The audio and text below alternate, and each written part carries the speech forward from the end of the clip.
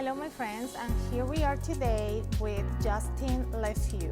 Justin is a loan officer and he works for U.S. Mortgage. U.S Mortgage can also help you find the loan to buy the house, and they have a team of people that speak Spanish, so they can take care of you in the same way that a loan officer that speaks Spanish do.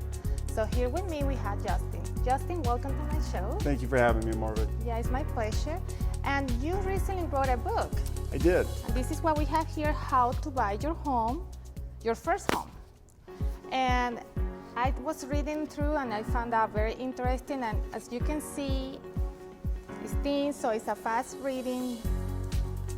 You don't have to spend too many hours to learn the basic things before you buy your first home. Justin, how was the process to getting this ready? Yeah, so, I deal with a lot of first-time buyers, and, nobody really knows what to do, right? Because everybody's giving them different advice. Their parents are telling them one thing, their friends are telling them something else. And so I wanted to put everything in one, easy to read book.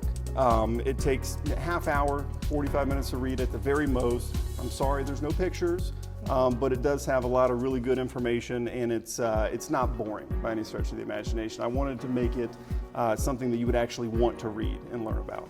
Yes, I was going through the table of contents, and I was seeing certain points that I think you did a great job on this, because those are the normal questions that we as a realtor has to face when we are dealing with buyers, new buyers. So pretty much let's talk about the research, So people are used to go to Zillow, to go to Trulia, and the information they find there is going to be totally different than the information we offer as realtors. So how do you deal with that? So Zillow's a great tool when you're getting ready, you're thinking about buying a house. Once you're actually in the process, it's a terrible tool, Marv, because I'm sure you can attest to, I get requests all the time, hey, can you run numbers on this house? Can you tell me what the monthly payment will be? I found it on Zillow. And it's always in contract, right? Yeah. It's always, somebody's already made an offer on it. So Zillow's good for just sort of looking around, but just in terms of actually calculating your mortgage payment, there's a reason you have a loan officer. As far as doing the research, when you buy a house, you get to pick your own team. You're like the coach, right? And if you go on Zillow and just request to see a house, you're going to talk to one real estate agent, the first one that pays to get the lead. That doesn't mean that's the best real estate agent. That's so, true. You want to reach out to people that are providing you valuable content, like Marvick with his show, like me with the book. Those are the types of folks that are really going to want to help you. And then the first thing we're going to do as realtors, we're going to ask you to be pre-qualified, and that is when we are going to refer you to a loan officer. So how do you do your pre-qualification process, Justin? It's really not that difficult. I'm talking, maybe 15 minutes on the phone, just having a normal conversation about, where do you live? Where do you work? What kind of money do you have saved up? Really simple things that can be done, typically in a 15-minute phone conversation.